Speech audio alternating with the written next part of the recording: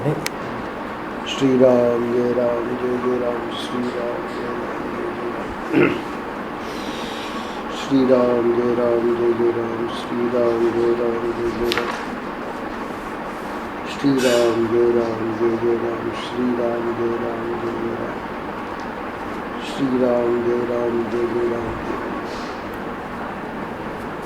बुराई छोड़ने के लिए अच्छाई को पकड़ें। 11 सितंबर ज्ञान विज्ञान योग। परम पूज्य महर्षि का प्रवचन श्रीमद् भगवद गीता के 7वें अध्याय ज्ञान विज्ञान योग, उसी ग्रंथ में से 184 185। बहुत प्रैक्टिकल बात है, इसलिए उसको ले लिया था, बहुत काम की बात है। अब ये देखो, एक ने अभी पूछा है कि बुराई छोड़ने की कोशिश करते हैं तो वह और ज़्यादा याद आती है, और भक्ति अगर छोड़ देते हैं तो वह बिल्कुल दूर हो जाती है। तो बुराई छोड़ने की कोशिश करते हैं तो ज़्यादा याद आती है। तो ऐसे ही जब भक्ति छोड़ते हैं तो भक्ति भी तो और ज़्यादा याद आनी चाहिए, पर वो बिल्कुल दूर हो जाती है, उसका याद आने का कोई प्रश्न ही नहीं है।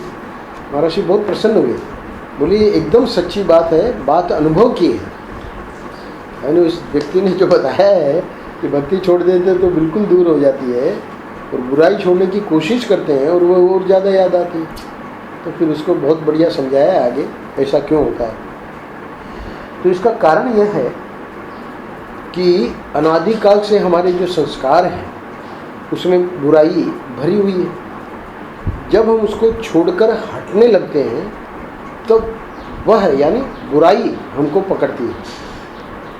क्या कहती है कि जन्म जन्म की मैं तुम्हारी साथी हूँ, मेरी वासना बनी हुई है, मेरी छाप लगी हुई है तुम्हारे दिल पर, तुम छोड़ना चाहते हो तो ठीक, लेकिन मैं तुमको नहीं छोड़ना चाहती भला। यानी बुराई का अब इतना प्रेम हो गया है हमसे कि वो ही कहती है कि मैं जन्म जन्म की तुम्हारी साथी हूँ, है ना, मेरी वासना बनी हुई है, मेरी छाप लगी हुई है तुम्हारे दिल पर, तुम छोड़ना चाहते हो तो ठीक, क्योंकि अब तुम सत्संग में जाने लगे तो तुम्हारे हृदय में आ रहा है कि मुझे ये छोड़ना है, तो वो ठीक है, पर मैं तुमको नहीं छोड़ना चाहती भला। इसलिए वो जो है अनुभव की बात है क्या कि बुराई छोड़ने की कोशिश कर दें तो वह और ज़्यादा याद आती है। अच्छा, अब अगले पैराग्राफ में समझा रहे हैं कि बुराई आती है स्वभाव से, और भक्ति का जो उसने कहा था कि भक्ति अगर छोड़ देते हैं तो वो बिल्कुल दूर हो जाती है, तो भक्ति के लिए समझा रहे हैं कि भक्ति स्वभाव से नहीं आती, उसको करना पड़ता है भला, उसका अभ्यास करना पड़ता है। सात्विक सुख के लिए अभ्यास करना पड़ता है। तो बोले वो बुराई तो तामसिक और राजसिक है ना, तो तामसिक और राजसिक सुख के लिए अभ्यास नहीं करना पड़ता। तामसिक और राजसिक सुख के लिए क्या है कि ये जितने तामसिक राजसिक लोग हैं तो कोई साधना थोड़ी कर रहे हैं, है ना, वो सहज उनमें गाली देने का स्वभाव, ये है ना, उल्टा सुल्टा बोलना, जो भी गड़बड़ियाँ करते हैं बुराई वाले लोग, वो उनके लिए अभ्यास थोड़ी है, वो तो एकदम सहज है। और ये जो सात्विक है सुख, उसके लिए अभ्यास करना पड़ता है। तो बुराई आती है स्वभाव से, तो स्वभाव से मतलब राजसिक तामसिक सुख है बुराई, और भक्ति स्वभाव से नहीं आती क्योंकि सात्विक सुख है, उसको करना पड़ता है, उसका अभ्यास करना पड़ता है। सात्विक सुख के लिए अभ्यास करना पड़ता है। तो आप देखिए ये लेट आना वगैरह, अब इसके लिए अभ्यास थोड़ी करना पड़ता है, तो स्वभाव है ना, कितना ही तुम बोलो। पर वो जो जल्दी आना है वो सात्विक सुख है, उसके लिए अभ्यास करना पड़ता है।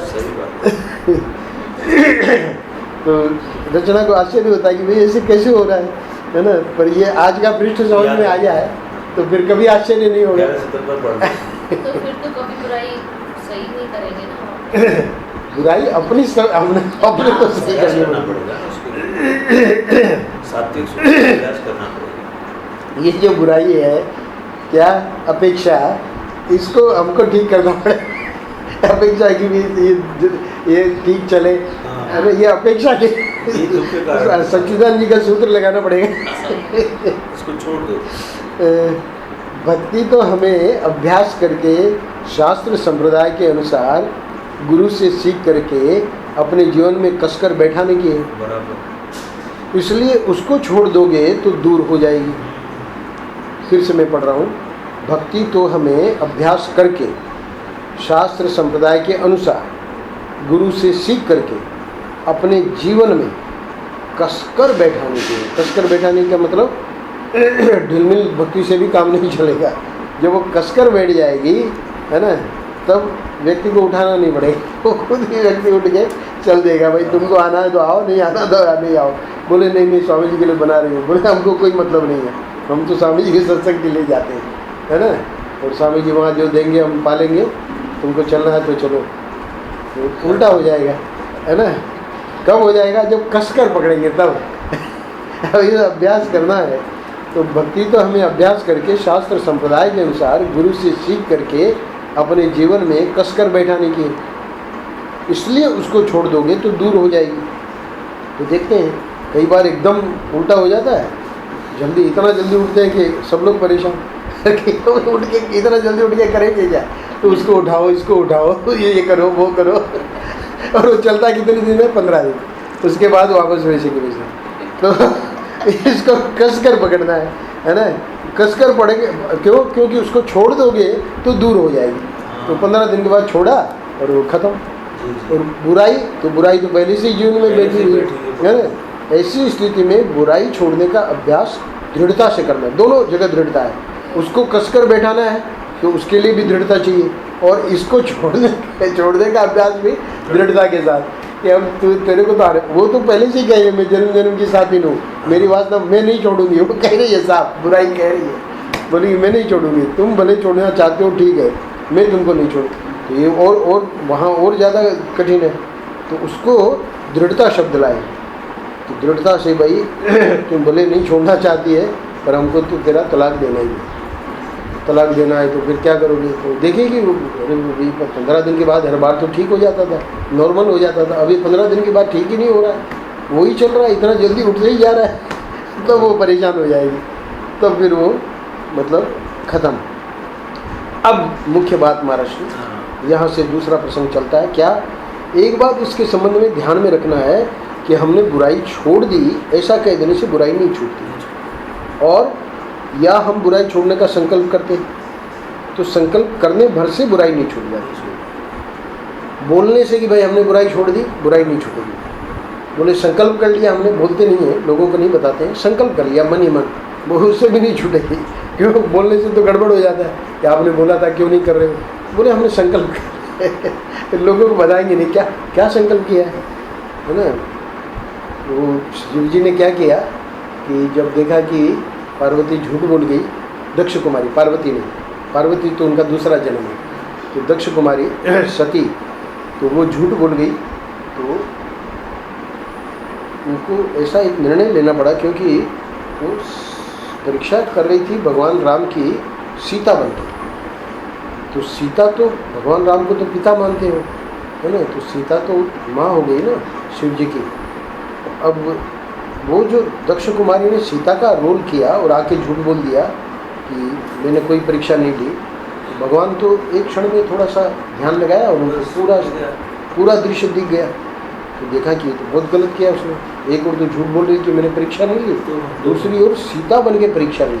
तो सीता बन के परीक्षा ली तो अब हमारा शरीर का संबंध इससे नहीं हो सकता। तो उन्होंने फिर मन ही मन संकल्प ले लिया, अब हमारा कोई शरीर से संबंध इसका नहीं रहेगा। आकाशवाणी हुई उसी समय, धन्य है आप जैसा संकल्प कौन ले सकता है।